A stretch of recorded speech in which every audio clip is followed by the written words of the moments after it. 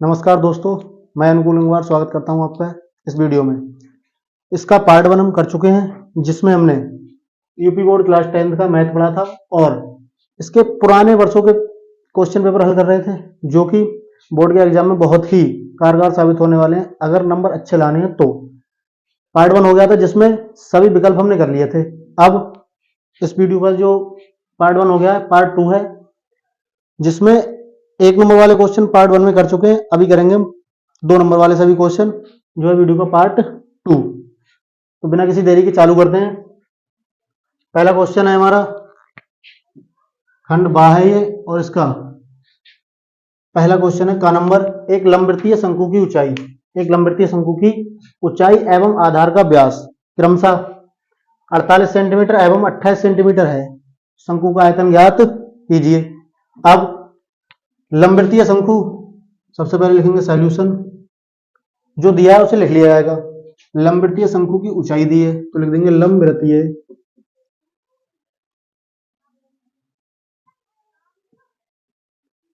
शंकु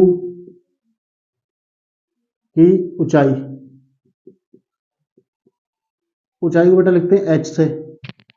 h बराबर कितना दिया है हमारे पास में, पहले लिखा है ऊंचाई, फिर लिखा है आधार, यहां लिख दिया क्रमशः। इसका मतलब हुआ इधर भी पहले ऊंचाई होगी फिर व्यास होगा। पहले ऊंचाई कितनी दी है हमारे पास में 48, तो लिख देंगे 48 सेंटीमीटर। उसके बाद हमसे कहा गया है शंकु आधार का व्यास, यानी आधार का व्यास दिया हमको 28 सेंटीमीटर, लिख देंगे लंबवृत्तीय शंकु के आधार का व्यास, व्यास को लिखा जाता है बेटा डी से, तो डी बराबर हमारे पास हो जाएगा 28 सेंटीमीटर। लेकिन जो आयतन होता है शंकु का वो होता है 1/3 पाई आर स्क्वायर एच। कहने का मतलब एच यानी ऊंचाई की जरूरत पड़ती है आयतन निकालने के लिए, और आर यानी कि त्रिज्या। हमारे लिए व्यास दिया है तो यहां से त्रिज्या निकालनी पड़ेगी, व्यास से निकाल लेंगे त्रिज्या। शंकु की त्रिज्या, त्रिज्या को इंग्लिश में बोलते हैं रेडियस, इसे लिखा जाता है आर से। जो हमारी त्रिज्या होती है वो हमेशा व्यास की होती है आधी। जो भी व्यास दिया होगा त्रिज्या निकालते समय व्यास को आधा कर देंगे। आधा करने का मतलब 2 से कर दिया जाता है भाग। किसी भी संख्या को आधा करना है तो उसे 2 से भाग कर दो, आधा हो जाएगा। तो यहाँ हमारे पास व्यास दिया है 28, 28 का आधा करेंगे यानी कि बटे में 2, कर लो भाग, 2 एकम 2, 8 बचा, 2 चौक 8। यहाँ में त्रिज्या यानी आर मिल जाएगा 14 सेंटीमीटर। हमसे पूछा गया था शंकु का आयतन, शंकु का आयतन ज्ञात कीजिए। शंकु का आयतन निकाल लेंगे, शंकु का आयतन, चाहो तो बी लिख दो बीच में, शंकु को इंग्लिश में कोन बोलते हैं, लिख देंगे बी सी। आयतन होता है बेटा इसका 1/3 पाई आर स्क्वायर एच। 1/3 जैसा है वैसा रहेगा। आगे लिखा है पाई, पाई का मान हम 22/7 लगा सकते हैं, 3.14 भी लगा सकते हैं। पहली बात, सवाल में हमसे कुछ मान दिया नहीं है तो हम 22/7 लगा देंगे, या केवल पाई भी छोड़ सकते हैं, क्योंकि हमारे से कहा ही नहीं गया कि पाई का मान ये लगाना है। या फिर पाई का मान 22/7 लगा दूंगा, क्यों, बटे में इसके साथ आ रहा है, और हमारे पास त्रिज्या का मान दिया है 14, जो 7 का ही गुणज है, यानी कि 7 से ही कट सकता है। तो हम आर का मान 14 दिया, इसलिए पाई का मान 22/7 भी लगा सकते हैं, नहीं तो 3.14 लगा देते। अगर सवाल में दिया होता कुछ तो हम वही लगाते, अगर 22/7 दिया होता तो 22/7, 3.14 दिया होता तो 3.14। अभी आर का मान 14 है, 14 लगा दो, आर पर लगा, लेकिन स्क्वायर, स्क्वायर का मतलब होता है कोई भी संख्या गुणा में 2 बार, घात 2 लगी है इसका मतलब कि गुणा में 2 बार है, तो 14 भी गुणा में कितनी बार लगेगा, 2 बार, गुणा एच। एच का मान हमारे पास कितना दिया है 48, तो एच का मान लगा देंगे 48। जो कट जा रहा है या भाग हो जा रही है उसे कर देंगे, जैसे 7 से 14 चला जाएगा 2 बार, 7 दूनी 14, 3 से 48 काट सकते हैं हम, 3 एकम 3, 1 बचेगा 18 हो जाएगा, 3 छक 18, जो बचा उसे लिख लो। ऊपर बचा 22, 2, 14 और 16। गुणा कर लेंगे इसकी। 22 की गुणा 2 से करेंगे तो हो जाएगा 22 दूनी 44, गुणा में 14 बचेगा और 16। इस 14 की गुणा कर लेंगे अब 44 से। 14 की गुणा 4 से करेंगे, 14 चौका 56, 56 में से ये 6 हो जाएगा, लिख देंगे और ये 5 लग जाएगा हमारा हासिल। दोबारा 14 की गुणा 4 से करनी है, 14 चौके 56, 56 में 5 जोड़ेंगे तो हो जाएगा हमारा 61। आगे गुणा किससे करनी है हमें? 16 से। यहाँ इसकी गुणा कर लेंगे, 16 छक 96 का 6 हासिल लग जाएंगे 9, 16 एकम 16, 16 और 9 हो जाएंगे 25, 25 के 5 हासिल लगेंगे 2, 16 से 96, 96 और 2 हासिल के 96 और 2 कितने हो जाएंगे? 98। तभी जो भी मान थे सेंटीमीटर में दिए हैं तो लास्ट में भी सेंटीमीटर आएगा। हमने निकाला आयतन। जब भी आयतन निकालोगे घात लगेगी मात्रक पे 3, तो ये हो जाएगा 98, 56 और सेंटीमीटर क्यूब। अगला क्वेश्चन हमारा घर नंबर लिखा है बेटा, बिंदुओं -1,7 और 4, -3 को मिलाने वाले रेखाखंड को 2:3 के अनुपात में विभाजित करने वाले बिंदु के निर्देशांक ज्ञात कीजिए। ये हमारा चैप्टर नंबर 7 का सवाल है। चैप्टर नंबर 7 का करते कैसे हैं अगर ऐसा सवाल होगा तो? हमारे पास दिए बेटा दो बिंदु और ये कहा जा रहा है, ये इससे मिल रहा है रेखाखंड। एक बिंदु 1,7, दूसरा है 4, -3। इन दोनों को मिलाकर एक रेखाखंड बनाया जा रहा है। रेखाखंड को 2:3 के अनुपात में विभाजित करने वाले बिंदु के निर्देशांक। इसका मतलब कोई एक और बिंदु है जो इस रेखाखंड को 2:3 के अनुपात में विभाजित करता है। कोई और बिंदु है तो मान लेंगे वो बिंदु है कोई P। यहाँ कोई बिंदु है P जिसके निर्देशांक मान ले रहे हैं हम x और एक y, यानी x को y मान लेंगे। ये बिंदु P इसको 2:3 में विभाजित करता है, ऐसा मान लेते हैं। तो लिख देंगे फिर, माना बिंदु A, माना बिंदु A -1,7 इसको A मान लिया जाएगा और इसको मान लेंगे B। B 4, -3 को बिंदु P जिसके निर्देशांक मान लिए हमने x, y, बिंदु P x, y। रेखाखंड AB को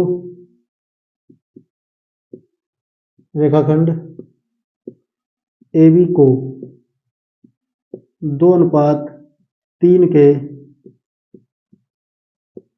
अनुपात में विभाजित करता है।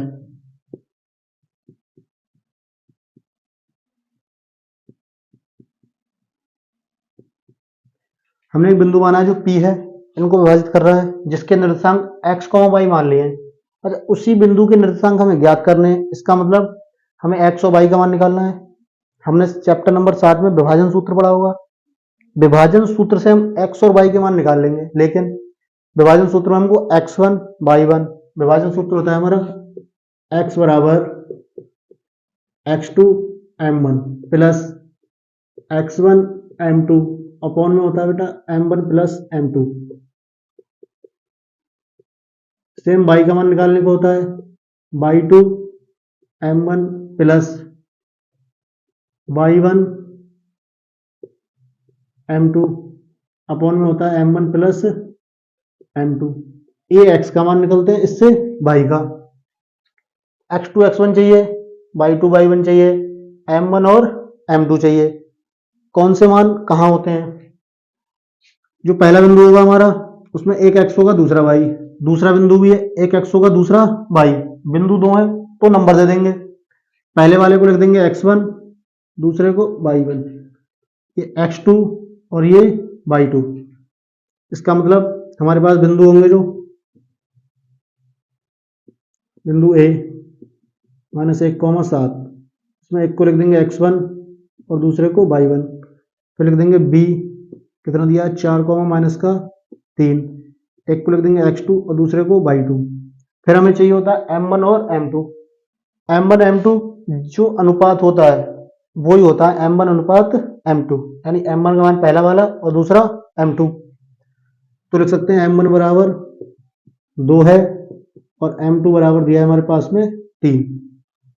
बिंदु निकालना है यानी x, y निकालना है तो लिखेंगे विभाजन सूत्र से, विभाजन सूत्र से जो भी सूत्र दिया है उसे लिख देंगे। क्या होता है बेटा, x बराबर x2 m1 plus x1 m2 upon में होता है m1 प्लस m2 कॉमा, फिर y निकालना है तो लिख देंगे y बराबर y2 m1 plus y1 m2 upon में m1 प्लस m2। थोड़ा नीचे लिख लेता हूँ, x2 लिखा है, x2 का मान है हमारे पास में 4 तो 4 लिख देंगे गुणा m1 का मान 2 है 2 लिख देंगे, प्लस का चिन्ह लगा दो। x1 का मान है -1 गुणा m2 का मान है 3 तो लिख देंगे यहाँ 3 अपॉन में m1 प्लस m1 का मान 2 m2 का मान 3। सेम तरीके से y वाले मान रख लेंगे, y2 का मान -3 है तो -3 गुणा m1 का मान 2 प्लस y1 का मान 7 है तो 7, m2 का मान 3 है तो 3 अपॉन में m1 प्लस m2 यानी 2 प्लस 3। x का मान रख लिया, y का जो भी गुणा भाग होगी कर ली जाएगी। इधर कर ले रहे हैं x बराबर 4 दूनी 8, ये माइनस है 3 एकम 3 किसका आएगा माइनस का, तो ये जो प्लस वाला चिन्ह है ये भी किसका हो जाएगा माइनस का, तो लिख देंगे -3 एकम 3 अपॉन में 3 और 2 हो जाएंगे 5। ठीक, बाई वाले को कर लेंगे अब, 2 3 6 माइनस का है तो माइनस का 7 गुणा 3 से करेंगे तो हो जाएगा 7 3 21 अपॉन में 2 में 3 जुड़ेगा क्या होगा 5। x बराबर 8 -3, 8 में से 3 घटाओगे 5 आएगा अपॉन में 5। y वाले को करेंगे, ये 21 है प्लस का, ये है माइनस का। जब भी दो संख्या अलग अलग चिन्ह की होंगी, एक प्लस की और एक माइनस की, हमेशा घटाना होगा। 21 में से 6 घटा देंगे 15 बचेगा, प्लस की संख्या बड़ी है तो प्लस का बचेगा ये, अपॉन में लिखा है 5 कट जाएगा ये 5 एकम 5, इधर भी भाग हो जाएगी 5 3 15। x बराबर आएगा हमारा 1 और y बराबर 3, ये x और y के मान आ जाएंगे। लिख सकते हैं अतः विभाजित करने वाले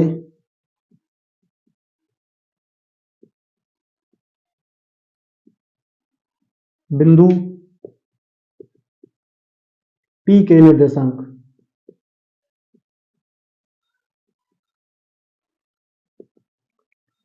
हमने माने थे x, y, x को पहले लिखेंगे कितना आया 1 और y को बाद में कितना आया 3, हमारे निर्देशांक हो जाएंगे 1, 3।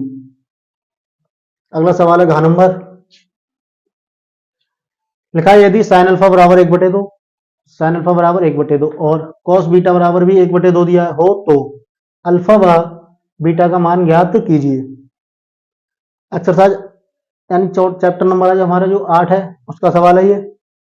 एक्सरसाइज 8.2 में इस तरह का एक सवाल दिया है, वहां पर भी tan देकर और कोणों के बारे में पूछा गया था, यहां पर भी साइन दिया है इधर कॉस दिया है, लेकिन हमसे पूछा कोण के बारे में क्या है। जब भी ऐसा कोई एंगल पूछा जाएगा और मान दिया होगा तो इन सवालों को इसी तरीके से करेंगे जिस तरह से मैं बताऊंगा। जैसे सबसे पहले जो दिया है उसे लिख देंगे, लिखा है साइन अल्फा बराबर 1/2। हमारे 8.2 में एक सारणी पड़ी होगी जिसमें सबके स्पेशल मान दिए होंगे, कोणों के कुछ स्पेशल थीटा दिए हैं। वहां पर अगर इधर साइन है तो इधर भी साइन बनाएंगे, इधर कॉस है तो इधर भी कॉस बनाएंगे, इधर दिया है भी साइन, तो सारणी से इसको भी साइन में बदलोगे।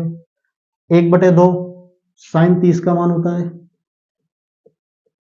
साइन 30 बराबर होता है 1/2।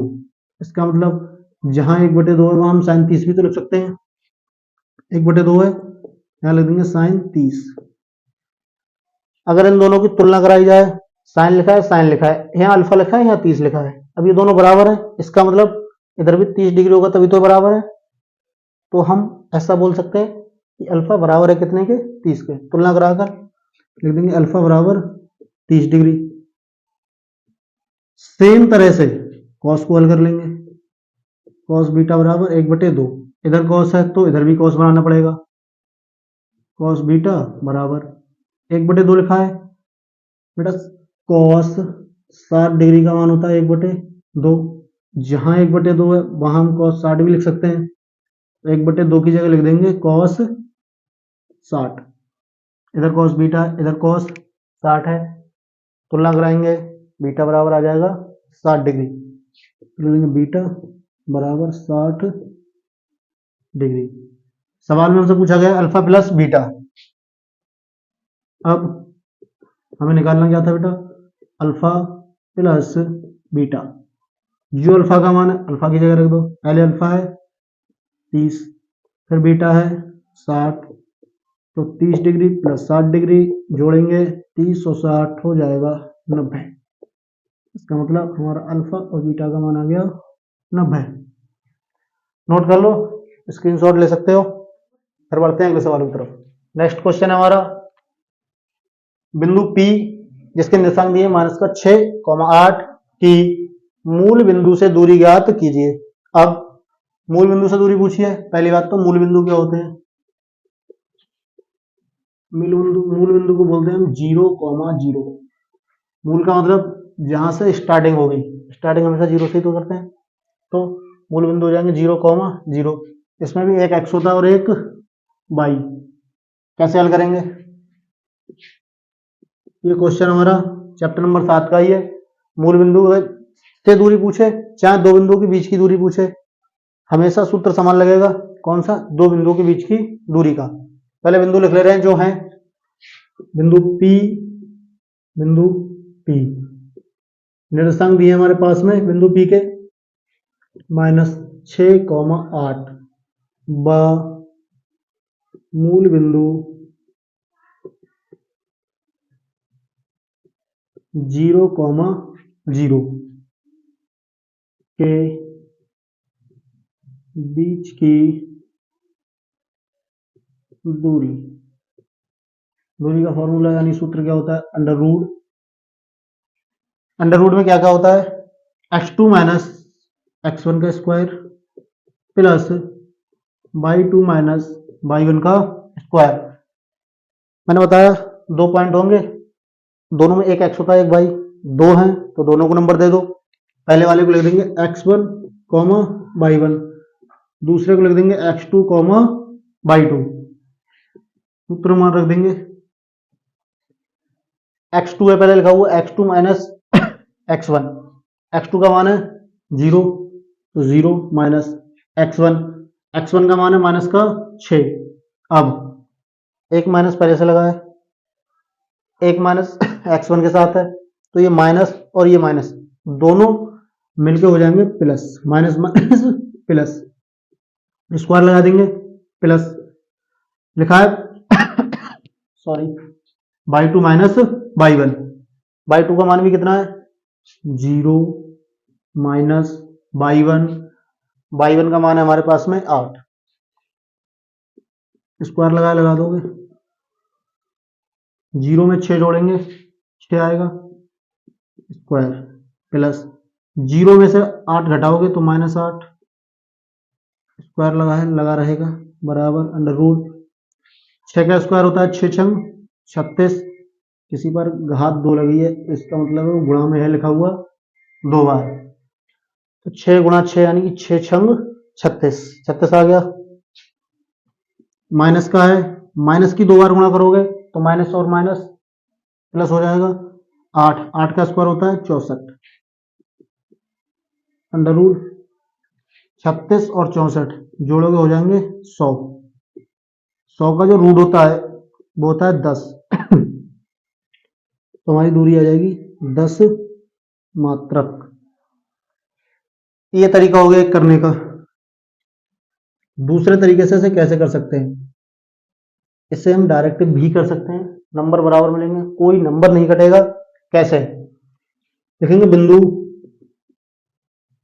P -6,8 की मूल बिंदु से दूरी।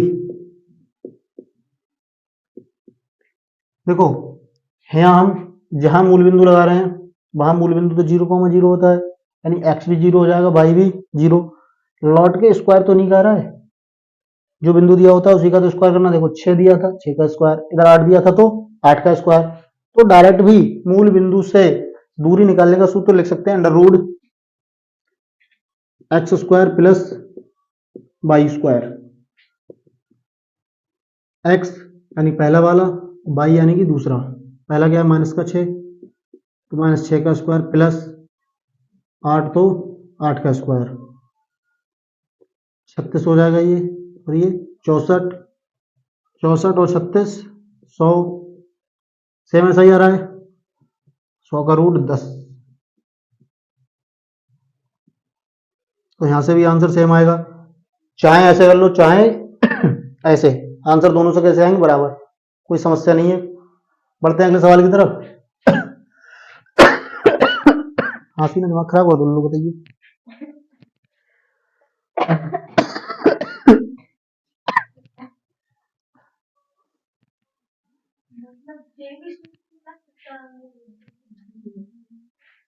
हाँ बेटा लग सकता है।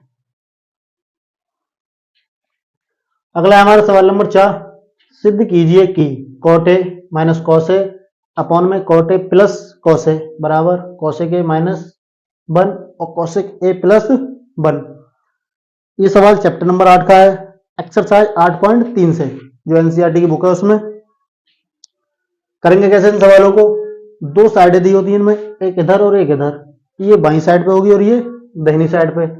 बाईं वाले को या तो बोल देंगे बायां पक्ष, दाएं वाले को दायां पक्ष, या फिर right hand left hand side और राइट हैंड साइड। किसी एक को हल करेंगे और दूसरा वाला लेके आ जाते हैं। अगर आ गया सही तो आंसर आ गया तो सही है सवाल, अगर नहीं आया तो सवाल गलत माना जाएगा। तो हम चाहे इस साइड को ले लें चाहे इस साइड को। अगर इधर वाली को हल करेंगे तो ये आना चाहिए, इसको हल करेंगे तो ये। हम करेंगे बाईं वाली साइड से, तो लिख देंगे LHS बराबर,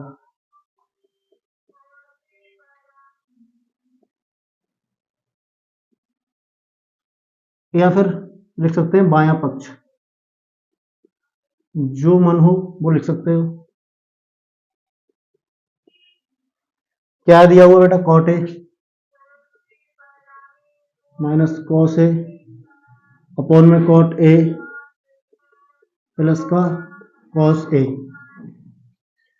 इधर cos a लिखा है तो cot a को भी cos और sin भी तोड़ लेंगे। क्या होता है cot a के बराबर, ये हमने एक्सरसाइज पढ़ते हुए पढ़ा होगा, cot a बराबर होता है बेटा cos a upon sin a। यही अगर tan a लिखा होता तो tan a बराबर होता है sin a अपॉन में cos a। तो cot a की जगह लिख सकते हैं हम cos a बटे में sin a। cot a लिखा हुआ, इसकी जगह लिख देंगे cos a अपॉन में लिख देंगे sin a। माइनस लगा देंगे, फिर क्या लिखा है cos a, बटे में भी क्या लिखा है cot a। cot a की जगह लिख सकते हैं हम cos a बटे sin a, cos a बटे में sin a। प्लस का चिन्ह लगा है, लगा लोगे, फिर क्या लिखा है cos a। आगे क्या करेंगे, इस वाले पद में भी cos, इसमें भी cos है, इधर भी cos है और इधर भी cos है, तो cos को ले लिया जाएगा कॉमन। कॉमन ले लो cos a, जैसे ही कॉमन लेंगे यहाँ तो एक बचेगा, cos a निकाल लिया हमने तो कितना बचेगा, एक। लेकिन बटे वाला जैसा है उसको वैसे ही लिख लो, sin a माइनस, यहाँ से cos a निकाल लिया तो यहाँ पर ही बचेगा एक अपॉन cos a है, बाहर निकालोगे बचेगा 1 बटे साइन ए, प्लस का चिन्ह लगा दोगे, कॉस से निकाल लिया तो बचेगा 1, कॉस से कॉस से काट देंगे, फिर बचा हमारे पास में 1/sin ए, 1 और बटे में लिखा है अपॉन में, यानी कि साइन ए -1, यहां से भी कॉस से काट दिया, 1 बचा, बटे में साइन ए बचा, तो लिख दोगे 1 अपॉन में साइन ए और बचा प्लस का 1। हमें लाना है कॉसेक ए, लेकिन हमें यह भी तो पता है व्युत्क्रम होते हैं 3। क्या क्या? पहला होता है जो साइन ए होता है तो बराबर होता है 1/cosec ए के, या फिर हम ऐसा भी बोल सकते हैं कि cosec ए है तो बराबर होगा 1/sin ए। सेम cos ए के साथ होता है और सेम tan ए के साथ, एक ही जगह पे कोई सा भी एंगल ले सकते हो, A B C D theta pi sine कुछ भी लिख सकते हो।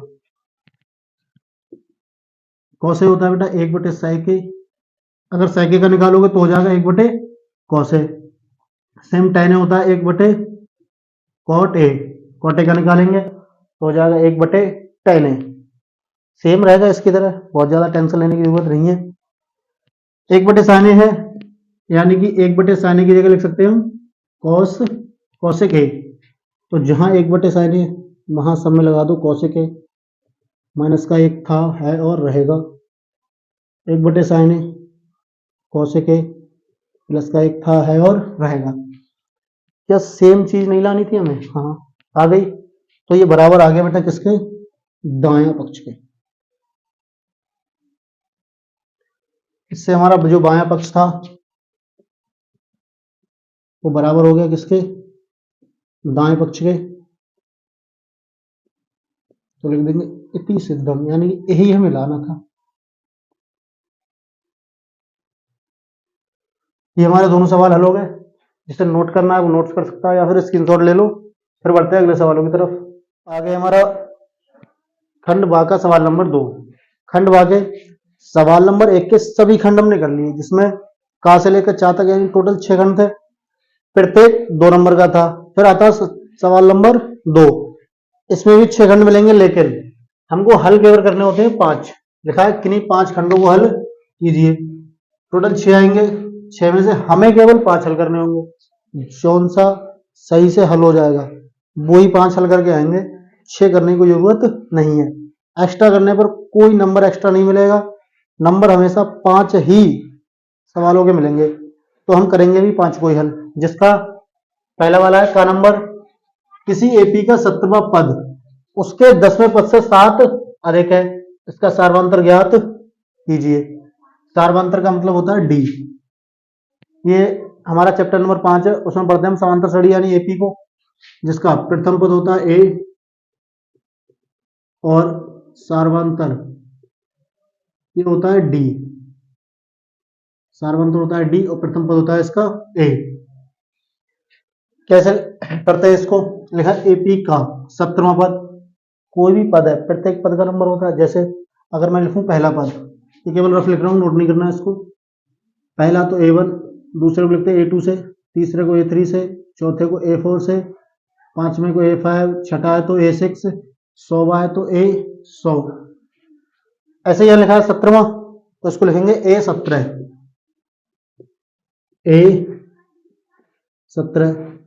उसके बाद उसके 10वें पद से, यानी वही एपी है तो 10वां पद क्या हो जाएगा? A10। तो इसको स्टार्ट में लिख लो A10 से 7 अधिक है, यानी कि जो 70वां पद है एपी का 70वां पद 10वें पद से 7 ज्यादा है। जो 70वां पद है वो 10वें पद से 7 ज्यादा है। ऐसे सवालों में जब भी ए निकालना हो या डी, हमेशा इनको बराबर करना होता है। लेकिन अभी तो हमसे कहा गया 17वां पद जो है इसका मान 7 ज्यादा होगा, तो ये 7 कम होगा ना, हमें करना है बराबर। तो बराबर का चिन्ह हम कब लगा पाएंगे? जब इसको भी 7 ज्यादा कर दें तो दोनों बराबर हो जाएंगे। इसका मतलब इसमें भी हम कितना जोड़ देंगे? 7। अब A17 7 ज्यादा था, लेकिन 7 जोड़ने से दोनों हो गए बराबर। A17 का मतलब क्या होता है बेटा? A प्लस 16D, और A10 का मतलब होता है A प्लस 9D, प्लस में क्या लगा है? 7। अब कहोगे 16D 9D, ये क्या लिख दिया।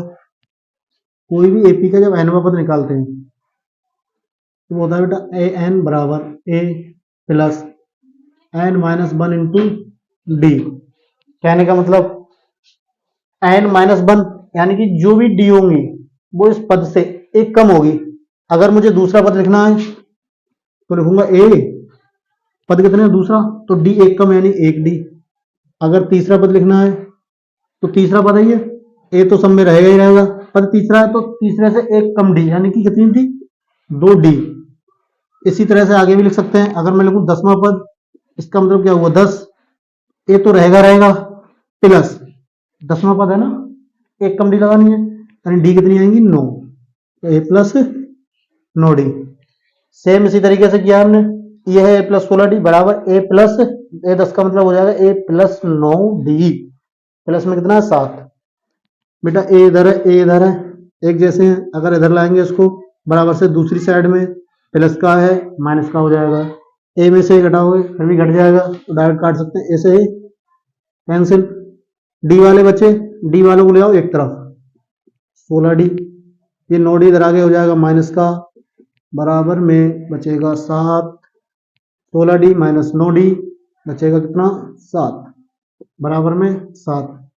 बेटा हमें तो चाहिए डी यानी सार्वंतर, बराबर में लिखा है 7, ये गुणा वाला दूसरी साइड में ले जाओ कहाँ जाएगा भाग में, 7 से 7 कैंसिल, 7 एकम 7, 7 एकम 7, तो डी बराबर आ गया 1, यानी कि हमारा जो सार्वंतर जो हमें निकालना था सार्वंतर डी कितना आ गया 1।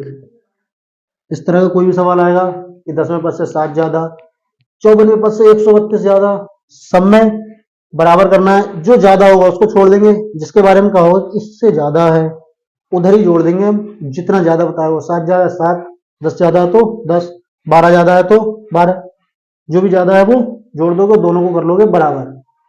ऐसे ही करने हैं इस तरह के सवाल। आगे हमारा खा नंबर था, ये रफ किया है मैंने, ये फिर पर नोट नहीं करना है, ना ही सवालों में ऐसा करके आना है, केवल इतना ही करके आना है, इससे ही नंबर मिल जाएंगे और कुछ करने की जरूरत नहीं है। आगे बेटा सवाल नंबर खा, लिखा है समीकरण root 2x² plus 7x plus का 5 रूट 2 बराबर 0 के मूल ज्ञात कीजिए। चैप्टर नंबर 4 का सवाल है, दो घात समीकरण का मूल ज्ञात करने यानी कि करने हैं इसके गुणनखंड। कैसे करते हैं, पहले समीकरण को लिख लेंगे जैसा दिया है वैसा ही लिखा है बेटा, रूट 2x² प्लस का 7x प्लस का 5 रूट 2 और बराबर में लिखा है 0। सबसे पहला काम क्या होता है, एक तो x² के साथ कोई गुणांक होगा, नहीं है तो कोई दिक्कत नहीं है, अगर है तो दूसरा एक अचर पद यानी लास्ट में दिया होगा कोई संख्या लिखी होगी जिसके कारण x होगा, केवल संख्या लिखी होगी उसे बोलते हैं अचर पद, जो कि यहाँ दिया है 5 रूट 2, इसकी गुणा कराते हैं पहले वाले से, गुणा करनी है लेकिन लिखनी कहीं नहीं है, लिखा कहीं नहीं जाएगा, गुणा करके केवल और केवल रफ कार्य के लिए कहीं लिख सकते हो, जैसे मैं लिख लिया रफ कार्य और इसके नीचे कहीं लिख दो कि रूट 2 की गुणा करनी है 5 रूट 2 से, तो रूट 2 गुणा 5 रूट 2, बेटा 5 से तो होगी नहीं, पर में यहाँ पर में है, रूट 2 की गुणा करोगे रूट 2 से, पहले भी बता चुके हैं कि अगर दो एक जैसी संख्या रूट में है और उनकी गुणा होनी है, रूट हट जाता है और 2 जैसा है वैसा ही आ जाएगा, तो होगा 5 गुणा 2 यानी कि आ जाएगा 10। जो भी आता है गुणा करने पर उसके करने होते हैं 2 भाग यानी कि 2 फैक्टर। ऐसे अगर यहाँ प्लस दिया है तो जोड़ने पर ये संख्या आ जाए, माइनस दिया है तो उन दोनों को घटाने पर ये वाली संख्या आ जाए। अभी हमारे पास क्या दिया है प्लस, तो जोड़ने पर क्या लाना हमें 7, 10 के तो ऐसे फैक्टर करने हैं कि अगर गुणा करें तो 10 आए, उन दोनों को अगर जोड़ें तो 7 आए। मुझे पता है क्या हो जाएंगे, ये सामने दिख गया, अरे भाई 5 गुणा 2 यानी 5 और 2 7 हो जाएगा, आएगा 5 गुणा 2 यानी 5 दूनी 10, तो हमारे तो फैक्टर हो जाएंगे 5 और 2। अगली स्टेप क्या है, जैसी स्टेप मैं फॉलो कर रहा हूं वैसे ही तुम लोग करोगे, कुछ बदलना नहीं है, पहले वाले को जैसा लिखा है वैसा ही लिख लेते हैं, जो चिन्ह लगा होता है यहाँ लगा देते हैं, फिर लगाते हैं छोटी ब्रैकेट, 7 लिखा है 7 की जगह लिख देंगे हम जो भी गुणनखंड हमने इसके फैक्टर किए थे वो 5 और 2, हमेशा बड़ी संख्या पहले और छोटी बाद में लिखेंगे। एक्स जो इसके साथ था उसे ब्रैकेट के बाहर, फिर प्लस का चिन्ह तो प्लस का लगा देंगे और लिखा है 5√2 बराबर में 0। अगली लाइन में क्या करना होता है, पहले वाले को जैसा है वैसा ही, ये जो बाहर अगर एक्स लिखा है एक्स, वाई लिखा होता तो वाई, जेड लिखा होता जेड, सी सी, जो लिखा है उसको इन दोनों के साथ लिख दो। बाहर अगर यहाँ पर माइनस का चिन्ह होता तो अंदर के चिन्ह बदल देते हैं, बाहर अगर प्लस का चिन्ह है तो जैसा है वैसा ही लिख दो। 5 है, एक्स साथ में आएगा, कितना हो जाएगा 5x प्लस 2x प्लस 5√2 बराबर 0। फिर दो दो के ये जोड़े बना लेंगे यहाँ से और इनमें से लेते हैं कॉमन, जो दोनों में होगा उसे बाहर कर लो। इधर √2 है, इधर √2 नहीं है, इधर भी x है, इधर भी x है, इधर x 2 है, इधर x 1 है।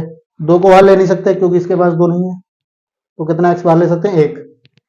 एक x कॉमन ले लो, ब्रैकेट लगाएंगे, √2 बचेगा, x² था, एक बाहर हो गया, एक बचा, प्लस का चिन्ह, x था बाहर आ गया, केवल कितना बचेगा 5। सेम ब्रैकेट इधर बनानी होती है, यानी कि लिखा है √2x, तो यहाँ पर √2x आना चाहिए, प्लस 5 यानी यहाँ पर भी क्या आना चाहिए 5, यानी √2 हटाना पड़ेगा। और चिन्ह कैसा लगाएंगे, अगर यहाँ और इस वाली ब्रैकेट में मैच करेंगे, चिन्ह अगर एक जैसे हैं तो यहाँ प्लस का चिन्ह लगेगा, चिन्ह अगर अलग अलग है तो यहाँ माइनस का। अभी यहाँ पर भी चिन्ह वही है और इस वाली ब्रैकेट में वही आया है, तो लिखेंगे प्लस। √2 हटाना है, √2 को ले लो बाहर। यहाँ बताया अभी कि अगर एक जैसी दो रूट वाली संख्या को गुणा करते हैं तो वो संख्या बाहर आ जाती है। अगर ये 2 लिखा है इसका मतलब यही तो हो गया √2 गुणा √2, एक √2 बाहर आ गया तो एक √2 बच जाएगा, इसका मतलब लिख सकते हैं √2 और साथ में क्या था x लिख लोगे प्लस 5 के साथ √2 था बाहर आ गया, केवल क्या बचेगा 5 बराबर में 0। एक जैसी ब्रैकेट है, लिख लेंगे एक बार, इसे बोलते हैं कॉमन लेना। बचेगा क्या, ये एक बार हो गई, फिर ये x बचा और ये प्लस का √2, इन दोनों को लिख लेंगे एक ब्रैकेट में बराबर 0। हमें इनके निकालने मूल, तो दोनों के बराबर में 0 कर देंगे, √2x प्लस 5 बराबर 0, x प्लस रूट बराबर 0। x का मान निकालना है, x वाले को रोक लो, 5 बराबर से दूसरी साइड में जाएगा, माइनस का हो जाएगा। हमें निकालना है x बराबर माइनस का 5, √2 गुणा में कहाँ आएगा बटे में, इधर से भी x निकालना है, प्लस का √2 दूसरी साइड में जाएगा, होगा माइनस का √2। तो हमारे पास दो मान आ गया x के, एक आ गया माइनस का 5 बटे √2, एक आ गया माइनस का √2, यही कहलाएंगे हमारे मूल। तो लिख सकते हैं अतः मूल बराबर माइनस का 5 बटे √2 कॉमा माइनस का √2। स्क्रीनशॉट ले लो या नोट कर लो। फिर बढ़ते हैं अगले सवाल की तरफ। अगला हमारा सवाल नंबर ग, लिखा है त्रिभुज एबीसी की भुजा बीसी पर डी एक बिंदु इस प्रकार है कि कोण एडीसी बराबर होगा कोण बीएसी के, सिद्ध कीजिए कि CA² बराबर CB गुणा CD। जो दिया है उससे पहले चित्र बनाएंगे, उसके बाद सवाल करेंगे। चित्र बना लो भाई, जो भी डाटा दिया है इसमें उससे। लिखा है त्रिभुज एबीसी, त्रिभुज एबीसी लिखा है तो हम बना भी लेंगे एक त्रिभुज ए बी और सी, ए बी और सी। आगे लिखा है भुजा बीसी पर डी एक बिंदु इस प्रकार है कि, ये तो पता लग गया यहां से कि भुजा बीसी है, वहां पर एक बिंदु है कोई डी, तो भुजा मान ले रहे हैं बीसी पर कोई बिंदु डी है, एक को डी से मिला देंगे जैसे कि ADC कोण ADC बराबर है कोण BA और C के। इसका मतलब कोण ADC ये वाला, ये पूरे A के कैसा है बराबर, बराबर दिया है। हमसे कहा गया सिद्ध कीजिए कि CA² बराबर CB गुणा CD। चैप्टर नंबर 6 का सवाल है, समरूपता से इसको हल करेंगे। कैसे करेंगे बेटा, एक तो बड़े वाले त्रिभुज का कोण दिया है, एक छोटे वाले त्रिभुज में कोण दिया है, इसका मतलब दो त्रिभुज बन रहे हैं। जब दो बन रहे हैं तो दोनों को पहले अलग अलग बना लो, जिससे सब कुछ क्लियर क्लियर दिखे, यानी साफ साफ दिखना चाहिए। एक त्रिभुज अगर बना लेंगे बड़ा वाला त्रिभुज ए बी सी, ए बी सी। एक त्रिभुज ये वाला बना दे रहे हैं, त्रिभुज ए डी और सी, ये ए डी और सी, ये है ए, ये है डी और ये है सी। दिया क्या था हमको, कोण ए है जो वो बराबर दिया था कोण डी के। अब समरूप सिद्ध करना है, समरूपता से ही करेंगे। यहां पर हम समरूपता लगाएंगे बेटा कोण वाली, कैसे लगाएंगे देखते हैं। पहले जिन त्रिभुजों को समरूप सिद्ध करना है उनको लिख लो।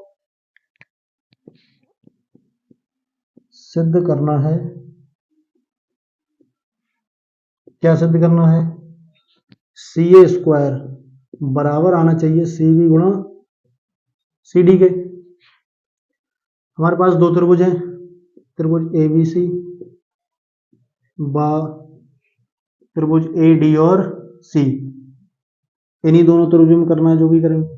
में हमको दिया गया है क्या कि कोण ए डी और सी, कोण ए डी सी बराबर है कोण बी ए सी के, ये हमको दिया है।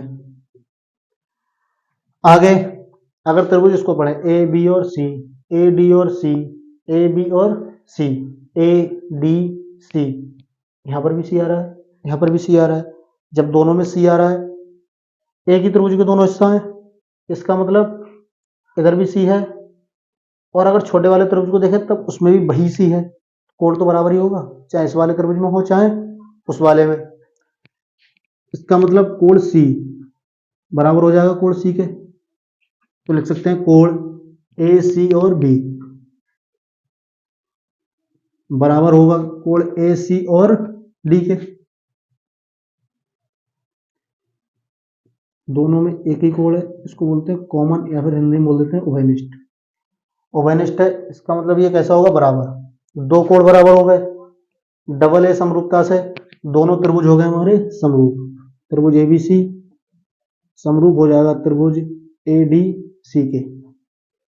कैसे होंगे लिख दो, जहां लिखना हो तो। डबल ए समरूपता से दो त्रिभुज अगर समरूप हैं तो ये हमने समरूपता में पढ़ा होगा।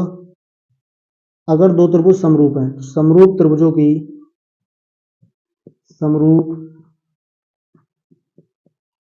त्रिभुजों की संगत भुजाओं का अनुपात बराबर होता है।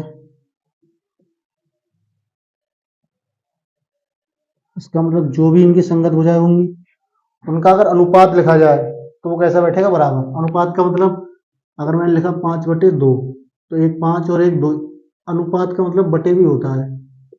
5/2 को ऐसे भी लिख सकते हैं 5/2। देख लेंगे कौन कौन किसके बराबर है। अच्छा, दो कोण हमारे बराबर हो गए, ये वाला कोण इसके और ये ए सी भी बराबर हो गया ए सी डी के। किसी त्रिभुज के दो कोण अगर बराबर है तो उसका तीसरा कोण भी हमेशा कैसा आएगा, बराबर। इसका मतलब ये जो बी वाला कोण है ये इसके ए वाले कोण के बराबर हो जाएगा। तीनों कोण बराबर हैं, कैसे लिखेंगे। हमें जरूरत है सी ए की, सी ए देखेंगे पहले तो। सी ए इधर भी है और सी ए इधर भी है, ये है कोण डी के सामने, तो जो कोण बराबर होंगे उनके सामने की भुजा उठाएंगे। ये डी है, इसके सामने है सी ए, पहले छोटे वाले त्रिभुज की भुजा लिख दी ऊपर हमने। इधर देखो इसके बराबर में कोण कौन सा है, कोण ए, इसके सामने भुजा कौन सी है, ये बी सी, तो यहां लिख देंगे बी सी।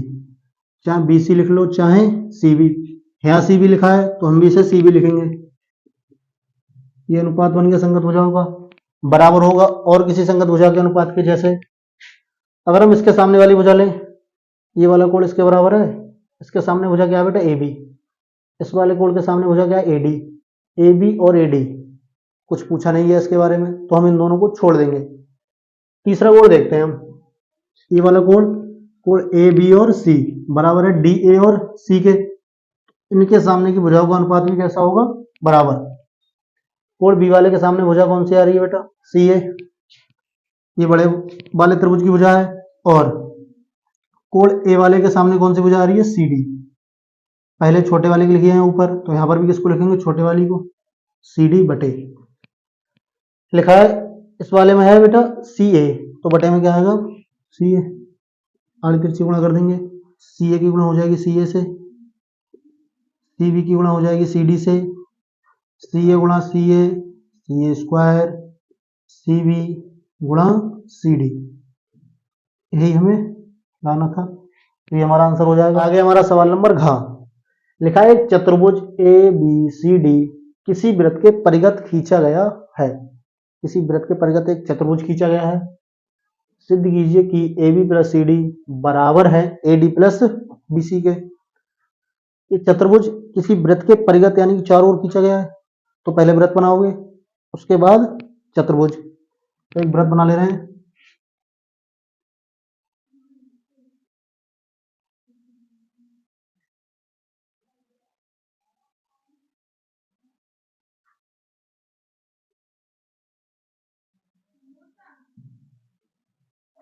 ये कोई वृत्त है एक, जिसके परिगत एक चतुर्भुज खींचा गया है। परिगत यानी कि चारों ओर, चारों एक चतुर्भुज बना लेंगे ऐसे।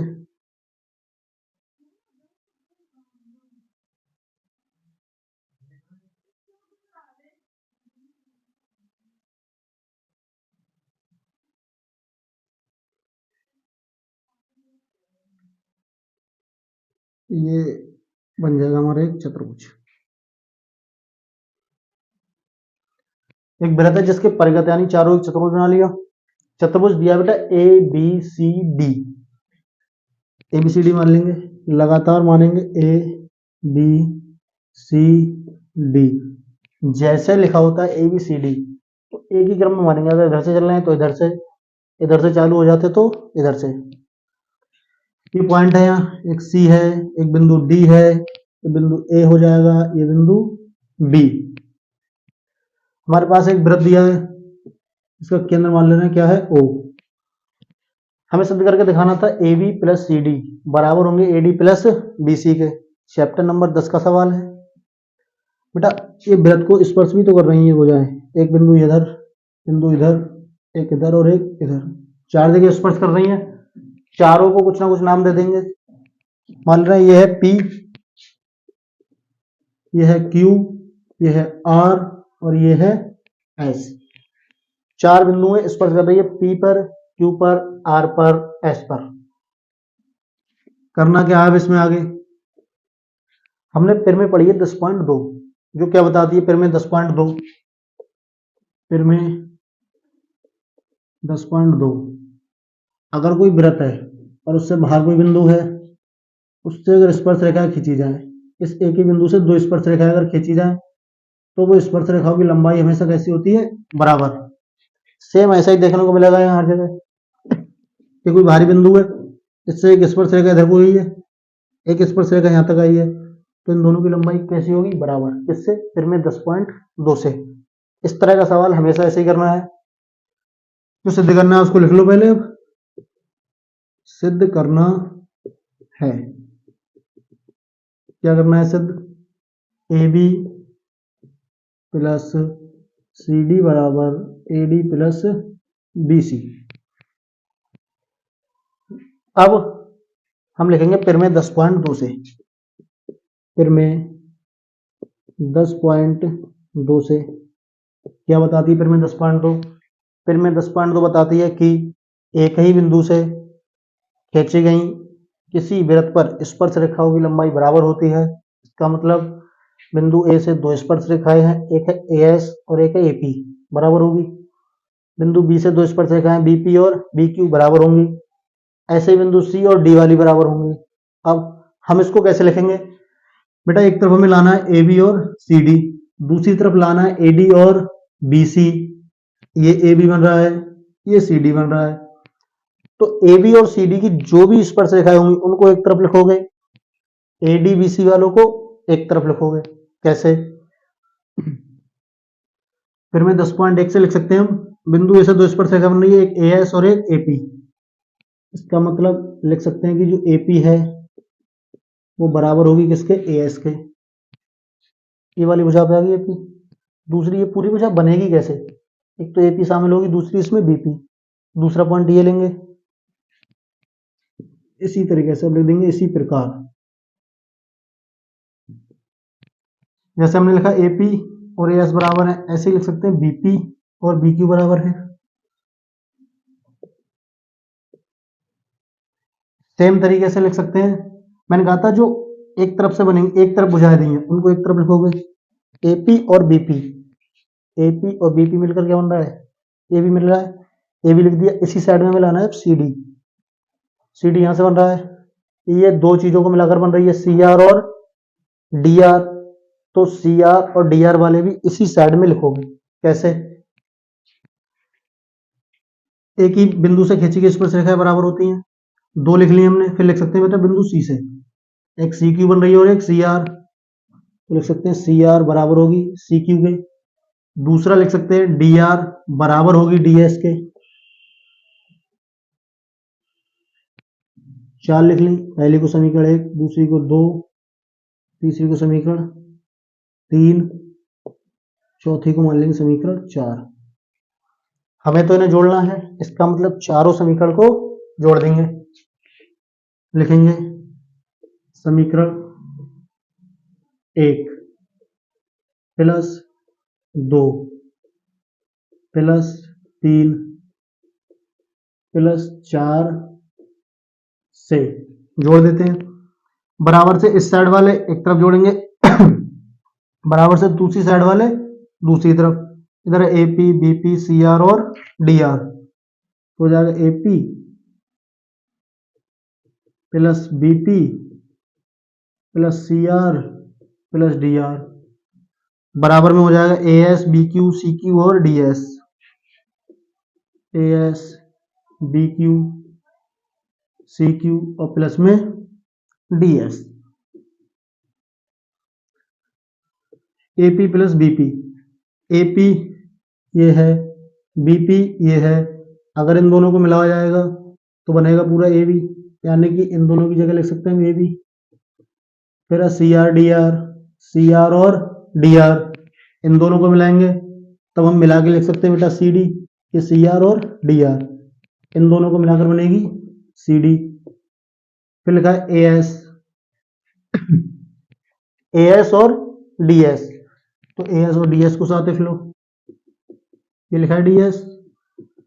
बी क्यू और सी क्यू को साथ लिख लो, इधर तो लिखा है हमारा A B plus C D बराबर ए एस और डी एस।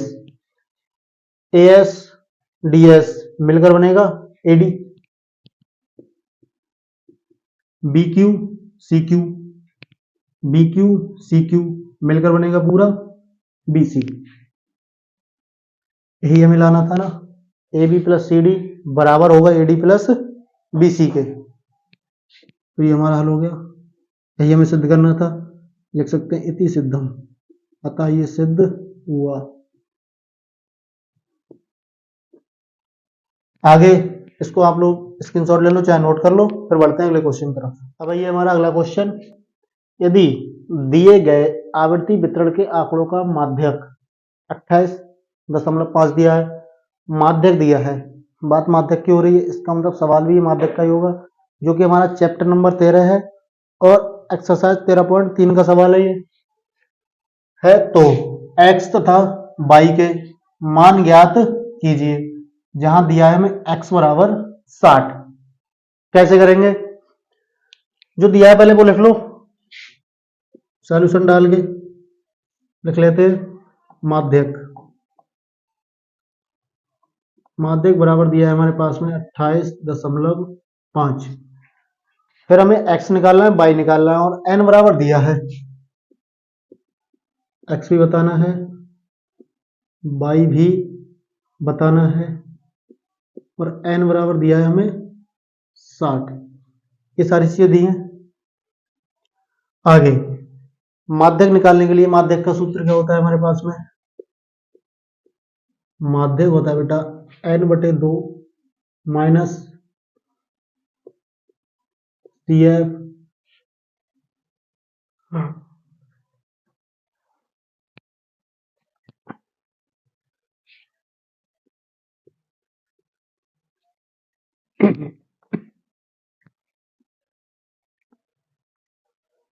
अगला सवाल नंबर है हमारा डी। लिखा है यदि दिए गए आवृत्ति वितरण के आंकड़ों का माध्यक 28.5 है तो x तथा y के मान ज्ञात कीजिए। यहां दिया है n बराबर 60। देखिए सारणी दी है, माध्यक का सवाल है जो कि एक्सरसाइज 3.3 से आता है। एनसीईआरटी किताब में एक्सरसाइज है 3.3। माध्यक, पहली बात माध्यक निकालते कैसे हैं तो बेटा माध्यक बराबर सूत्र होता है हमारा l plus n/2 minus c f upon में एफ और इनके गुणा में होता है एच। ये जो एल है ये माध्यक वर्ग की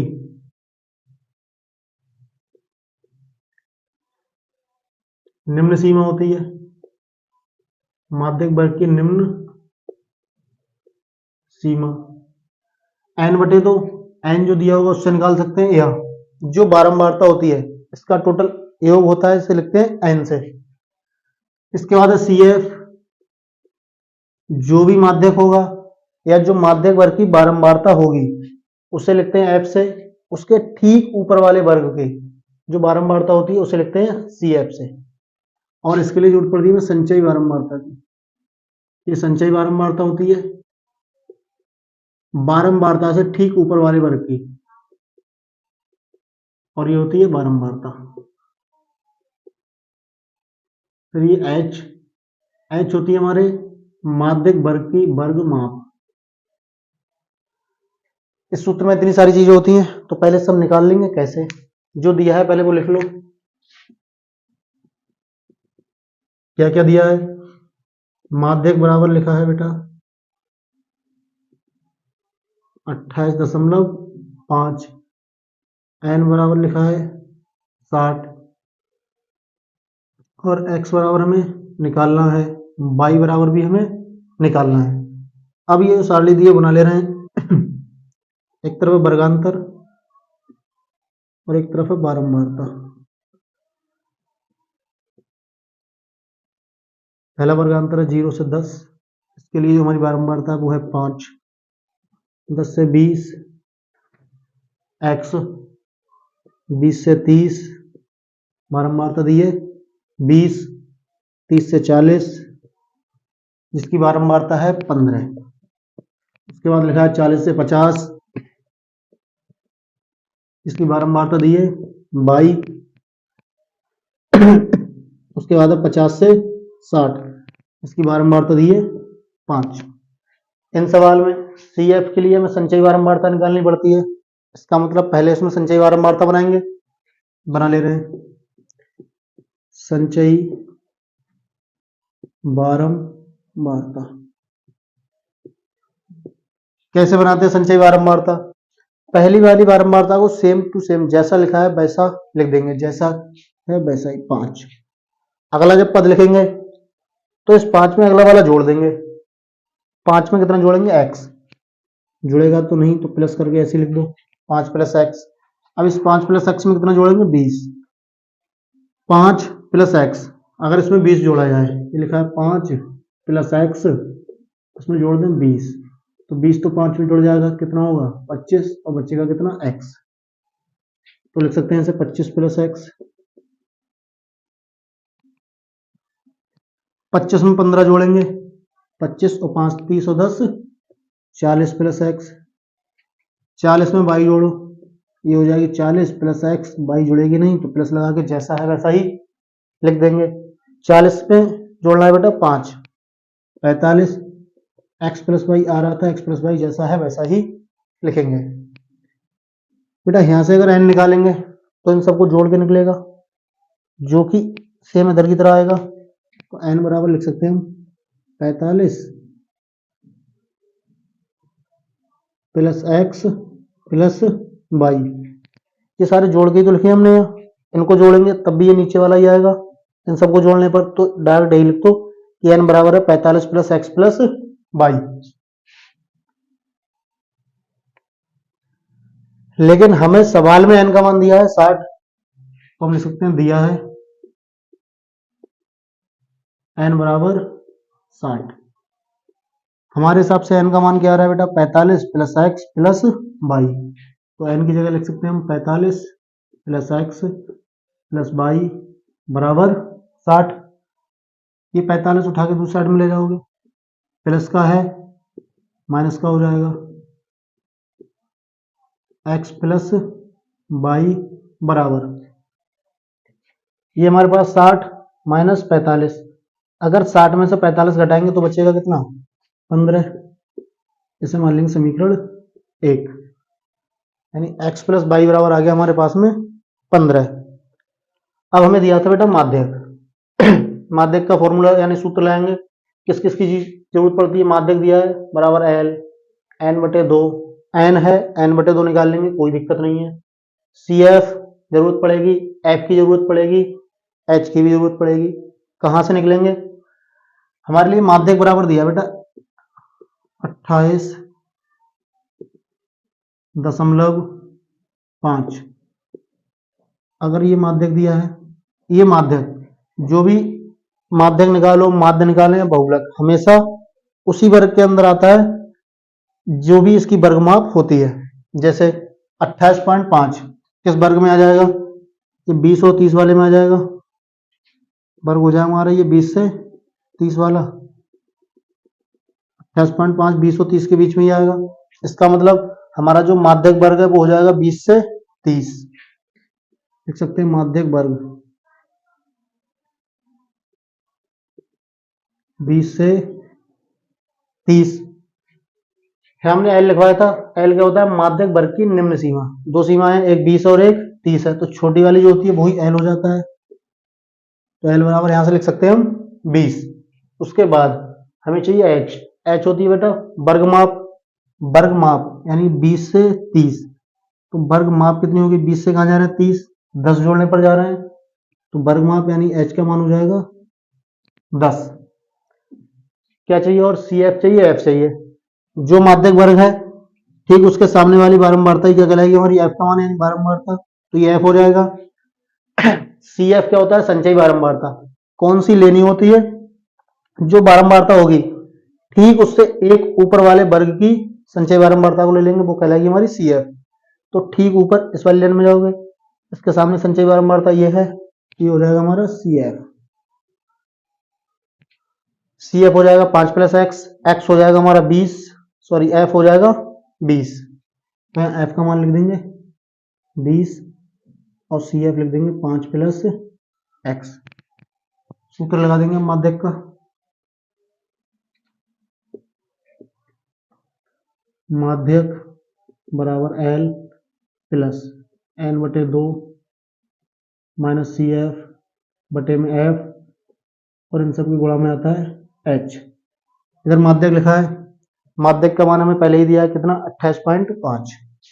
तो माध्यक की जगह लगा सकते हैं 28.5 बराबर एल, एल का मान 20 है, 20 लगा देंगे n/2। n दिया था 60 बटे में 2, n की जगह 60 और बटे में 2 minus c f. C f का मान आया हमारे पास 5 प्लस एक्स, पहले माइनस लगा है, 5 प्लस एक्स को लिखेंगे हमेशा ब्रैकेट में, ये बड़ी ब्रैकेट कर दो बाहर और अंदर हो जाएगी छोटी वाली 5 प्लस एक्स। अपॉन में लिखा है टोटल के एफ, एफ का मान कितना है हमारे पास में 20, तो लगा देंगे यहाँ पर 20 और टोटल गुणा में है एच, जो कि एच का मान हमारे पास है 10। 28.5 को ऐसा ही रखेंगे बराबर, ये है 20 प्लस 2 से 60 को भाग करेंगे, 2 2 3 6, 30 आएगा, ब्रैकेट खोल देंगे ये वाली, 30 माइनस ये 5 हो जाएगा, इस माइनस की वजह से प्लस और माइनस क्या हो जाएंगे माइनस। अपॉन में लिखा है 20 और गुणा में लिखा है 10। 28.5 बराबर 20 प्लस 30 माइनस 5 25 माइनस एक्स। इस वाले जीरो से ये एक जीरो कैंसिल हो जाएगा, तो बटे में रह जाएगा केवल 2। इस 2 की गुणा हो जाएगी इस 20 से भी और इस 28.5 से, चाहे तो बटे में 1 मान के आड़ी तिरछी गुणा करके भिन्न कर लो, तब भी सेम काम करना है, ऐसे भी कर सकते हैं इस 2 की गुणा इधर एक रह गया, ऐसे भी कर दो और बराबर वाले से भी कर दो। 2 की गुणा 28.5 से करेंगे, कितना होगा? 2 पंजे 10, 0, 2 अट्ठे 16 और 1 17, हासिल 1 लग जाएगा। 2 दूनी 4 और 1 हासिल का 5। पॉइंट 1 के बाद था तो 1 के बाद पॉइंट लगा देंगे, यानी 0 के बाद आ जाएगा 1 दशमलव बराबर। 2 की गुणा 20 से करो, 20 दूनी 40 प्लस 25 और माइनस का x। 57.0 लिखा है। पॉइंट या दशमलव के बाद अगर कोई जीरो है उसे हटा सकते हैं, उसका कोई मतलब रहता नहीं है, तो लिख सकते हैं 57 बराबर ये 40 और ये है प्लस का 25 और माइनस का x। 40 में अगर 25 जोड़ेंगे तो ये हो जाएगा 40 और 20 60 और 5 65। 57 बराबर 65 माइनस का x। इधर कर लेना है इसको, x वालों को एक तरफ रहने देंगे। ये 65 माइनस x बराबर में लिखा है बेटा 57। x निकालना है, x को यहाँ रोक लेंगे बराबर 57। ये 65 प्लस का इधर ले जाओगे हो जाएगा ये माइनस का, माइनस x बराबर एक प्लस का एक माइनस का घटाना होगा। जब भी अलग अलग चिन्ह आते तो हमेशा होता है घटाना। अगर एक प्लस का हो और एक माइनस का हो तो हमेशा घटाना करते हैं। 65 में से 57 घटा लेंगे, 65 में 57 घटाओगे 15, 15 में 7 जाएगा, कितना बचेगा 8, 5 रह जाएगा, 5 में से 5 गया 0, बचेगा हमारा 8। माइनस की संख्या बढ़ी है तो माइनस का बचेगा, माइनस से माइनस कैंसिल, x बराबर आ जाएगा हमारा 8। यहां से हमने x निकाल लिया। हमें चाहिए क्या और y। ये x का मान उठा के रख देंगे समीकरण 1 में। समीकरण 1 क्या है हमारे पास? x प्लस वाई बराबर 15 लिख सकते हैं, x बराबर 8 समीकरण 1 में रखने पर। समीकरण 1 हमारी x प्लस वाई बराबर 15, x प्लस वाई बराबर 15। x का मान 8 है तो जहां x है वहां लिख देंगे 8 प्लस वाई बराबर 15। हमें निकालना है y का मान, तो इस 8 को उठा के दूसरी साइड में ले जाओ, प्लस का इधर आएगा माइनस का हो जाएगा। 15 में से 8 घटाएंगे कितना बचेगा 7, तो y बराबर आ गया हमारा 7। यहां से हमें x और y निकालने थे तो x का मान आ गया 8 और y का मान आ गया 7। x बराबर जो हमारे हल आए हैं, x बराबर आया 8 और y बराबर आ गया 7। यही हमें निकालना था। मैं एक तरफ हो जा रहा हूं, आप लोग इसका स्क्रीनशॉट ले लो चाहे नोट कर लो, फिर अगले सवाल की तरफ बढ़ते हैं। अब बढ़ते हैं अपने क्वेश्चन नंबर 4 की तरफ। ये मिटाना पड़ेगा मुझे, ये साफ कर देते हैं इसे।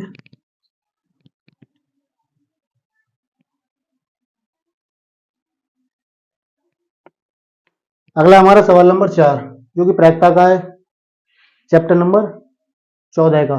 लिखा है किसी कारण 12 खराब पेन और 132 अच्छे पेनों में मिल गए हैं। 12 खराब पेन थे, 132 अच्छे पेन थे, उनमें ये सब मिल गए। केवल देखकर ये नहीं बताया जा सकता कि कोई पेन खराब है या अच्छा है। इस मिश्रण में से एक पेन यादृच्छा निकाला जाता है। बिना कुछ देखे हाथ डालते हैं और निकालते हैं। निकाले गए पेन के अच्छा होने की प्रायिकता ज्ञात कीजिए। तो जो दिया है सबसे पहले उसे लिख लो, क्या क्या है दिया गया हमें। खराब पेन दिए हैं, यानी खराब पेनों की संख्या दी है हमारे पास में बेटा 12। उसके बाद अच्छे पेनों की संख्या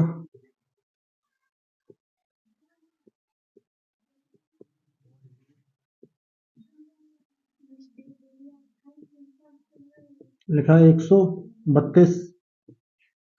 खराब पेन 12 दिए थे, अच्छे पेन 132 लिख लिए। अब हमसे कहा गया अच्छे पेन और खराब पेन मिल गए हैं तो कुल पेनों की संख्या लिख लेंगे।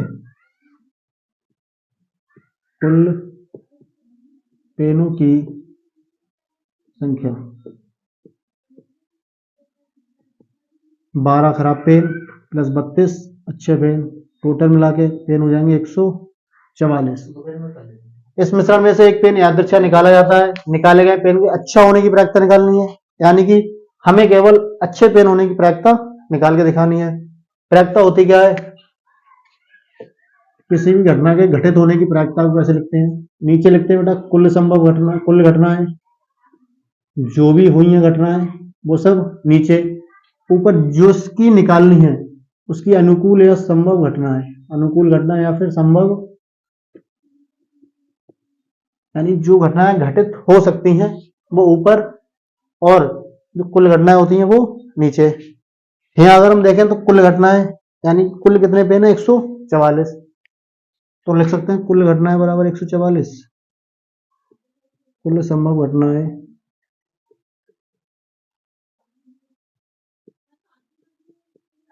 बराबर 144। हमें निकालनी है पेन अच्छे होने की, तो अच्छे पेन कितनी हो सकते हैं? केवल 132, यानी अच्छे पेन होने की अनुकूल घटनाएं कितनी है? अच्छे पेन होने या निकलने की अनुकूल संभावना या घटनाएं, अच्छे पेन कुल कितने हो सकते हैं? 132। मैं अगर किसी भी इन पेनों को मिलाकर कहीं रख दूंगा और हाथ डालूंगा तो ऐसी उम्मीद कर सकता हूं कि 132 बार अच्छे पेन निकलेंगे और 12 बार खराब। अब हमें निकालनी है प्रायिकता। प्रायिकता को चाहो तो पी से लिख लो या डायरेक्ट प्रायिकता लिख सकते हैं। किसकी निकालनी है? अच्छे पेन होने की।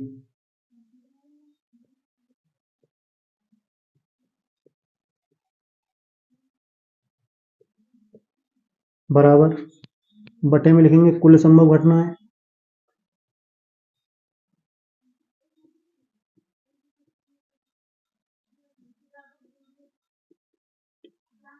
फिर हमें ऊपर क्या लिखना है? अच्छे पेन होने की अनुकूल घटनाएं।